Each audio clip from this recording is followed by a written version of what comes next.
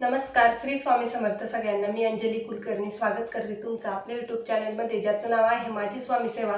आजचा जो उपाय आहे म्हणजे ज्या घरामध्ये धन, सुख, समृद्धी म्हणजे लक्ष्मी येणं असं वाटत आहे की आपल्याला लक्ष्मी येणं कमी झालेली आहे, अगदीच थांबलेली आहे, तर त्यांच्यासाठी मी एकदम रिझल्ट देणारा प्रभावी उपाय घेऊन आलेली आहे। हा उपाय आपल्याला 21 दिवस करायचा आहे, तर तो कसा करायचा यासाठी संपूर्ण व्हिडिओ बघायचा आहे। तर आपल्याला हा उपाय जो आहे तर तो 21 दिवसाची सेवा आहे, 21 दिवसाचा उपाय आहे। आणि तो कधीपासून सुरुवात करायची आहे तर हा उपाय जो आहे ना तर तो आपल्याला जी मासिक शिवरात्र येते म्हणजे महिन्यातील शिवरात्री असते, तर त्या शिवरात्रीपासून हा उपाय आपल्याला करायचा आहे। म्हणजे शिवरात्रीपासून 21 दिवस आपल्याला ही सेवा करायची आहे। आणि बघा, असा अनुभव येईल की 21 दिवस तुम्ही ही सेवा केल्यानंतर 22व्या दिवशी असं तुम्हाला म्हणजे असा अनुभव येईल का तुम्हाला वाटेल की स्वतः देवादिदेव महादेवांनी आपला हात धरलेला आहे आणि आपली परिस्थिती सुधारायला सुरुवात झालेली आहे। हा अनुभव तुम्हाला आल्याशिवाय राहणार नाही, त्यासाठी तुम्ही नक्की सेवा करा। म्हणजेच बघा, प्रत्येक कुठल्या ना कुठल्या कारणाने आपल्या घरामध्ये आर्थिक अडचण येते आणि ती कशी येते काय ते कधी कधी आपल्याला सुद्धा कळत नाही। त्यामुळेच आपल्याला घरामध्ये काही दोष असतात, निगेटिव्हिटी असते, तर ती नाहीशी करायची असते। आणि त्याच्यामुळे आपल्याला हे छोटे मोठे उपाय करायचे असतात आणि ह्या उपायानेच आपलं आयुष्य सुद्धा बदलतं। पण उपायाबरोबरच आपल्याला कष्टही तेवढेच करायचे आहे, कारण की कष्ट केले तरच उपायाचा पण रिझल्ट येतो। आणि जर फक्त उपायच करत राहिले आणि जर कुठे आपण त्या गोष्टीसाठी धडपड करत नाही केली नाही तर आपल्याला उपाय करून काहीच फायदा होणार नाही। हे पहिल्यांदाच मी क्लिअर करते। तर तुम्ही म्हणाल की बुवा हा, आता आमचं दुकान तर बंद आहे, मग आम्ही घरीच आहे आणि मग आम्ही उपाय करतो, मग काहीतरी मार्ग मिळेल नाही। त्याच्यासाठी तुम्हाला तेवढीच खटपट करावी लागेल, कष्टाला पर्याय नाही। कष्ट केले तरच तुम्हाला देव म्हणजेच परमेश्वर साथ देईल। म्हणून तुम्हाला सांगते, या उपायाबरोबरच आपल्याला आपल्या आयुष्यामध्ये कष्ट देखील तेवढेच करायचे आहे। आता हा उपाय मी तुम्हाला आधीच सांगितलेला आहे, शिवरात्रीपासून म्हणजे महिन्यातून जी शिवरात्री जी पण शिवरात्री येईल, मग तुम्ही कुठल्याही महिन्यात ही सेवा सुरू करू शकता। शिवरात्रीपासून तुम्हाला ही सुरुवात करायची आहे आणि ही सेवा, हा उपाय जो आहे तर तो तुम्हाला संध्याकाळच्या वेळेस म्हणजेच प्रदोष काळाच्या वेळेस हा उपाय करायचा आहे। आणि प्रदोष काळात हा उपाय केल्यानंतरच आपल्याला रिझल्ट येणार आहे। आणि 21 दिवस कंटिन्यू तुम्हाला न चुकता न खंड करता ही सेवा करायची आहे, उपाय करायचा आहे। आणि संध्याकाळच्या वेळेस मी तुम्हाला आधी सांगते की संध्याकाळच्या वेळेस जर आपण महादेवाच्या मंदिरात कुठलाही उपाय केला, कुठलीही सेवा केली आणि दिवा प्रज्वलित केला, तर जेव्हा आपण शिवलिंगाला पूजा वगैरे करत असतो त्यावेळेस माता लक्ष्मी महादेवाच्या त्या मंदिराच्या चौकटीवर म्हणजेच आपण म्हणतो उंबरठ्यावर बसलेली असते। आणि जेव्हा आपण घरी येतो तर त्यावेळेस माता लक्ष्मी आपल्या बरोबर घरी येत असते आणि त्या घरामध्ये अखंड लक्ष्मीचा वास राहतो, भरभराटी राहते, कुठल्याही गोष्टीची कमी पडत नाही। त्याच्यामुळे आपल्याला कुठलाही उपाय करताना म्हणजेच लक्ष्मी आपल्या घरात जर प्रवेश करायला हवी असेल तर आपल्याला हा उपाय संध्याकाळीच म्हणजे प्रदोष काळातच करायचा आहे। आणि प्रदोष काळ म्हणजेच 5 ते 7 या वेळेस आपल्याला करायचा आहे। आता उपाय बघा काय करायचा आहे, तुम्हाला रोज काय वस्तू लागणार आहे, फक्त एक बेलपत्र आणि लोटाभर जल, बस एवढीच तुम्हाला वस्तू लागणार आहे। याच्यात कुठलाही खर्च नाही आणि बिना खर्चाचा उपाय आहे आणि एकदम प्रभावशाली उपाय आहे, नक्की करा। आता बेलपत्र जरी आपल्याला अर्पण करायचं आहे तर ते कसं अर्पण करायचं आहे तर ते नक्की जाणून घ्या। तर तुम्हाला महिन्याची जी शिवरात्री आहे तर त्याच्यापासून तुम्हाला सुरुवात करायची आहे। आणि ज्यावेळेस तुम्ही जाल संध्याकाळी म्हणजेच प्रदोष काळात तुम्हाला जायचं आहे मंदिरात, आपलं स्वच्छतेचे काही काम असतील ते करून घ्यायचे आहे। आणि मग जेव्हा तुम्ही शिवलिंगाजवळ बसाल त्यावेळेस आपल्याला आधी काय करायचं आहे, बेलपत्र अर्पण करायचं आहे। आधी शिवलिंगावर बेलाचं पान अर्पण करायचं आहे आणि त्याच्यानंतर तुम्हाला जे पण काही तुम्ही घरून पाणी नेलेलं आहे तर ते अर्पण करायचंय। आणि जेव्हा तुम्ही महादेवाच्या मंदिरात जाताय तर त्यावेळेस तुमच्याच घरचं पाणी महादेवाच्या मंदिरात अर्पण करायचं आहे। जेव्हा आपण आपल्या स्वतःच्या घरातलं पाणी जेव्हा शिवलिंगावर अर्पण करतो त्यावेळेस आपल्या घरातले कुठलेच दोष आपल्या घरामध्ये राहत नाही, सगळे काही प्रॉब्लेम, समस्या, आडी अडचणी सगळं काही नाहीसं होतं.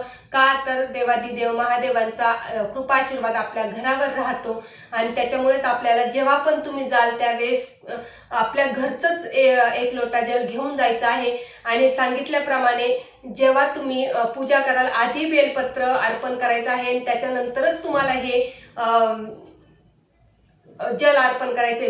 बेलाचं पान अर्पण केल्यानंतर त्याच्यावर हळूहळू हळूहळू जल अर्पण करायचं आहे. जल अर्पण करताना तुम्हाला तर माहितीच आहे, श्री शिवाय नमस्तुभ्यम किंवा ओम नम शिवाय या मंत्राचं तुम्हाला नामस्मरण करायचं आहे. झालं, एवढीच सेवा तुम्हाला करायची आहे. आणि जे तुम्ही जल अर्पण केलेलं आहे तर ते जल थोडंसं जलाधारी खाली तो लोटा जो आहे आपला तर तो 1-2 मिनिटासाठी ठेवायचा आहे. आणि जे पण काही त्याच्यात थोडं पाणी असेल तर ते आपल्याला घरी घेऊन यायचं आहे. आता उपाय जो मी तुम्हाला सांगितलेला आहे, जे बेलपत्र तुम्ही अर्पण केलेलं आहे त्याच्यानंतर तुम्ही जल अर्पण केलेलं आहे आणि ते बेलपत्र अर्पण केलेलं असलेलं तर ते तुम्हाला घरी घेऊन यायचंय. येताना तुम्हाला परत एकदा सांगते, जे बेलपत्र तुम्ही अर्पण केलेलं आहे त्याच्यानंतरच आपल्याला जल अर्पण करायचं आहे. मी पुन्हा पुन्हा सांगत असते. आणि मग जे बेलपत्र तुम्ही अर्पण केल्यानंतर ते पाणी अर्पण केलेलं आहे आणि त्याच्यानंतर ते बेलपत्र जे तुम्ही अर्पण केलेलं आहे तर ते तुम्हाला घरी घेऊन यायचं आहे. घरी घेऊन यायचं आहे आणि जिथे तुमची तिजोरी आहे किंवा देवघर आहे तर तिथे ते तुम्हाला ठेवायचं आहे. तर आणि ते जल जे आहे तुम्ही लोट्यामध्ये घेतलेलं आहे ते अर्पण केलेलं तर ते पूर्ण घरामध्ये शिंपडायचं आहे. त्याच्याने आपल्या घरामधले जे पण काही दोष असतात, निगेटिव्हिटी असते तर ती बाहेर निघून जाते. कुठलाही दोष आपल्या घरामध्ये राहत नाही, इतकं ते जल पवित्र असतं. आणि जे बेलपत्र आहे तर ते तुम्ही शुद्ध जागेवर म्हणजेच देव्हाऱ्यात किंवा तिजोरीत ठेवायचं आहे. आता झाला हा पहिल्या दिवसाचा उपाय. आता दुसऱ्या दिवसाचं सांगते. जे बेलपत्र तुम्ही घरी घेऊन आलेले आहेत ते बेलपत्र म्हणजे तुम्हाला ही 21 दिवस सेवा करायची बरं का. 21 दिवस तुम्हाला हा उपाय करायचा. साधा सोपा आहे पण क्रमशः करायचा आहे. आता जे बेलपत्र तुम्ही आदल्या दिवशी घेऊन आलेले आहेत घरी, जे तुम्ही अर्पण केलेलं होतं ते दुसऱ्या दिवशी परत घेऊन जायचं आहे. ते तिथे अर्पण करायचं आहे. त्याच्यानंतर नवीन बेलपत्र त्याच्यावर अर्पण करायचं आहे, त्याच्यावर जल अर्पण करायचं आहे. आणि ते जे नवीन तुम्ही बेलपत्र अर्पण केलेलं आहे तर ते आपल्याला घरी घेऊन यायचंय. असं तुम्हाला 21 दिवस करायचंय. म्हणजे जे तुम्ही बेलपत्र आदल्या दिवशीचं घरी आणलेलं आहे तर जाताना ते बेलपत्र घेऊन जायचंय, ते तिथे ठेवायचं आहे. त्याच्यावर नवीन बेलपत्र अर्पण करायचं, त्याच्यावर जल अर्पण करायचं. आणि जे नवीन बेलपत्र तुम्ही अर्पण केलेलं आहे ते तुम्हाला घरी घेऊन यायचं आहे. आणि थोडंसं जल जे अर्पण केलेलं जलाधारी खाली लोटा ठेवून ते जल सुद्धा आपल्याला घरी घेऊन यायचं आहे. एवढीच सेवा तुम्हाला करायची आहे. परत एकच शॉर्टकट मध्ये मी सांगते तुम्हाला परत एकदा, की जे तुम्ही पहिल्या दिवशी बेलपत्र अर्पण केलेलं आहे त्याच्यानंतर जल अर्पण करायचं आहे. जे बेलपत्र तुम्ही अर्पण केलेलं आहे ते घरी घेऊन यायचं आहे. परत दुसऱ्या दिवशी जे बेलपत्र तुम्ही आणलेलं आहे घरी ते मंदिरात घेऊन जायचंय. ते म्हणजे जे जुनं तर ते परत शिवलिंगावर अर्पण करायचं, त्याच्यावर नवीन बेलपत्र अर्पण करायचं, जल अर्पण करायचं. जे नवीन बेलपत्र तुम्ही अर्पण केलंय ते घरी घेऊन यायचे. परत तिसऱ्या दिवशी तेच करायचं आहे.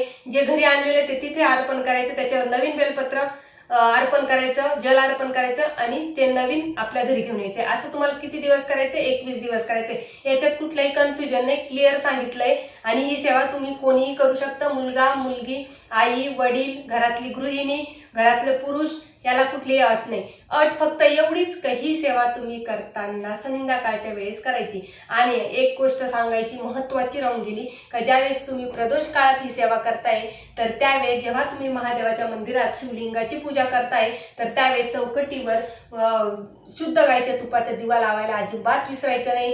दिव्याच्या साक्षीने आपण जी पण काही पूजा करत असतो तर ती दिव्याच्या साक्षीने करत असतो.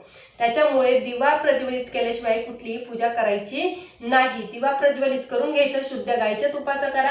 हे बघा, तुम्ही गोलवातीचा लावला म्हणजे ही निरांजन मध्ये आपण जी फुलवात लावतो त्याला गोलवात म्हणतो, या दिव्यामध्ये आपण लावतो. आणि ही जी लांब वात आहे तुम्ही ती पंतीत लावली तरी चालेल, असं काही नाही. असाच दिवा घेऊन जा किंवा असा दिवा जरी तुम्ही घेतला आणि याच्यात लांब वात लावली तरी चालणार आहे, गोलवात लावली तरी चालणार आहे.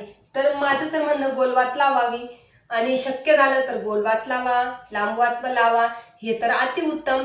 पण दिवा लावल्याशिवाय सेवा करू नका. आणि जेव्हा आपण दिवा प्रज्वलित करतो तर त्याचं फळ अनन्यसाधारण आहे. आणि जेव्हा तुम्ही पूजा कराल, जेव्हा घरी याल आणि त्यावेळेस आणि जेव्हा तुम्ही ही सेवा करताय, उपाय करताय, प्रार्थना करायची आहे की माझ्या घरी जी लक्ष्मी येणं बंद झालेली आहे, लक्ष्मी येणं कमी झालेली आहे, तर तुमच्या कृपा आशीर्वाद असा राहू द्या की आमच्या कष्टाला यश येऊ द्या आणि भरभरून लक्ष्मी आमच्या घरी येऊ द्या, घरात भरभराटी येऊ द्या, लक्ष्मीचा वास अखंड राहू द्या.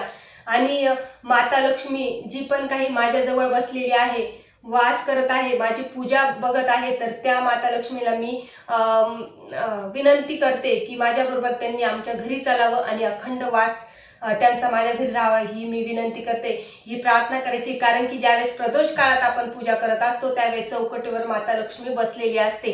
त्याच्यामुळे त्या माता लक्ष्मीच्या साक्षीने आणि दिव्याच्या साक्षीने आपण ही सगळी पूजा करत असतो. त्याच्यामुळे दिवा प्रज्वलित करून घ्या आणि असं समजा की माता लक्ष्मी इथे बसलेली आहे, देवादिदेव महादेव आपली पूजा स्वीकारत आहे. आणि अशाच विश्वासाने आपल्याला ही सेवा करायची. ही सेवा तुम्हाला किती दिवस करायची आहे? 21 दिवस तुम्हाला ही सेवा करायची आहे. खंड पडू देऊ नका. ज्यावेळेस आता तुम्ही म्हणाल ताई मासिक धर्म आल्यावर काय करायचं? मासिक धर्म पूर्ण झाल्यावर 4-5 दिवस तुमचे काही सगळे झाल्यानंतर 6व्या-7व्या दिवसापासून ही सेवा करा. 21 दिवस एकदम निर्विघ्नपणे पार पडेल. 21 दिवस कुठल्याही महिलेचे निघून जातात, याच्यात कुठलीही अडचण येणार नाहीये. तेवढ्या काळापर्यंत तुम्ही गावाला जाऊ नका. आणि सर्वात महत्त्वाचं म्हणजे परान्न आणि मांसाहार वर्ज्य करा. ही सगळ्यात मोठे नियम आहे. हे नियम पाळले ना तर तुम्हाला सेवेचं फळ मिळणार म्हणजे मिळणार. आता 21 दिवस तुम्हाला मांसाहार वर्ज्य करायचा आहे, 21 दिवस परान्न वर्ज्य करायचं आहे. आता परान्न आपण का वर्ज्य करतो? की त्यांचा काही दोष आपल्यावर लागू नये म्हणून आपण परान्न वर्ज्य करत असतो.